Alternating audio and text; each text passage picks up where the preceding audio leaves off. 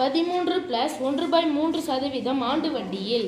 ஆண்டு வட்டியில் அப்ப என்ன சொல்லுவோம்? வட்டி r = 13 + 1/3% ஒரு பின்ன கலப்பு பெண்மா வந்திருக்கு. கலப்பு பெண்ணை தான் தகா வேணுமா? நடுவுல பிளஸ் போட்டு தான் படிச்சு இது முழு எண் குறுக்க பெருக்கி கூட்டி பை போடு. 13 39 கூட 1 சேர்த்தா 40 ஓகே. அரையாண்டுக்கு ஒரு முறை வட்டி கணக்கிடப்பட்டால் அரையாண்டுக்கு ஒரு முறை வட்டி கணக்கிடப்படுகிறது. எத்தனை ஆண்டுகள் கேட்கிறாங்க? அப்ப அரையாண்டுக்கு ஒரு முறை. அரையாண்டுனா ஃபார்முலாவே மாறும். சரியாமா?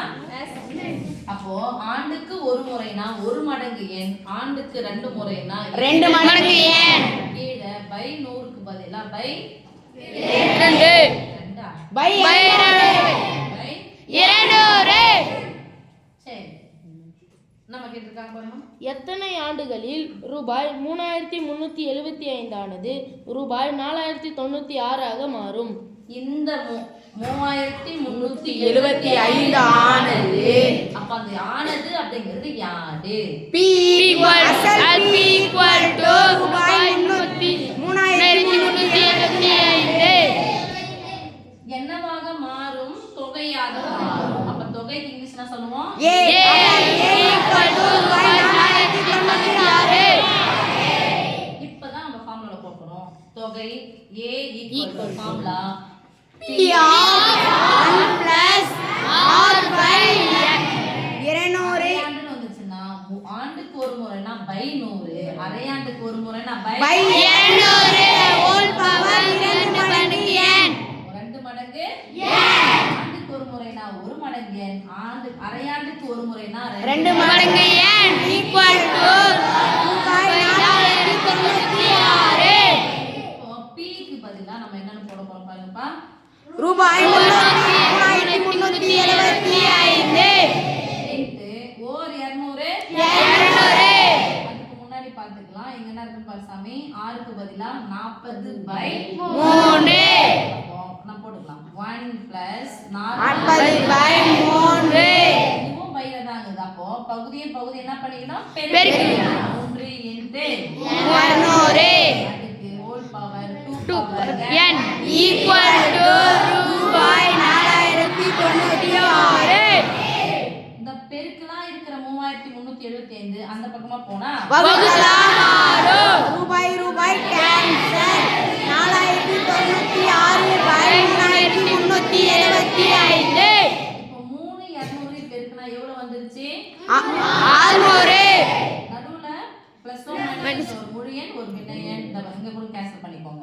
ஓகே, ஒரு 0க்கு மேல இங்க கேன்சல் பண்ணிக்கோங்க. ஒரு நாள் 4 5 நாள் 60. ஒரு 15 15 கூட 1 சேர்த்தா 16. இது அங்க போயிடுச்சு. அப்ப 16/2 15/15 ஹோல் பவர் 2 மடங்கு n. 2 மடங்கு n. இப்போ இந்த நம்பரை அடுக்கு வடிவுல எழுதணும். இந்த நம்பரை அடுக்கு வடிவில் எழுதணும். இந்த எந்த எண்ணுடைய அடுக்கு எத்தனை முறை போட்டா இந்த நம்பர் வரும் அப்படின்றத சொல்லணும். 16 கியூப் 96. 15 3375 = 16 cube by 15 cube. இங்க என்ன வந்திருக்குன்னு பாருங்க. போட்டீங்கன்னா சரியா போயிடும். ஆனா அடுக்கு எத்தனைன்னா கரெக்டா போடணும். கண்டிப்பா 16க்கும் இதுக்கும் சம்பந்தம் இருக்கு, 15க்கு இதுக்கும் சம்பந்தம் இருக்கு. Okay, yes miss. அடுத்து வகுத்துட்டே போனீங்கன்னா அந்த நம்பர் வந்துரும். அதே விஷயம். இப்போ 16 கியூப் இது 15 கியூப். நடுவுல வகுப்புல பெருக்கல வந்துச்சுன்னா அடுத்து என்ன பண்ணலாம்? பொதுவா போட்டுக்கலாம். 16/15 ஹோல் பவர் என்ன சமம் இருக்கு? 16/15 ஹோல் பவர் 2 மடங்கு n. இப்போ 16/15 அடிமானமும் சமனா அடுக்கும் சமம். This implies 2n = 3.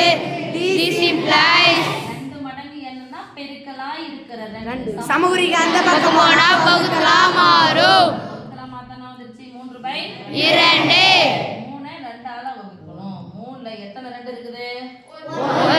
மீதி 1 இந்த 1 எதையா பிரிக்கணும் ரெண்டா பிரிக்கணும் 3ல பாதி 1 இந்த 1 எப்படி சொல்லுவோம் 1 n equal to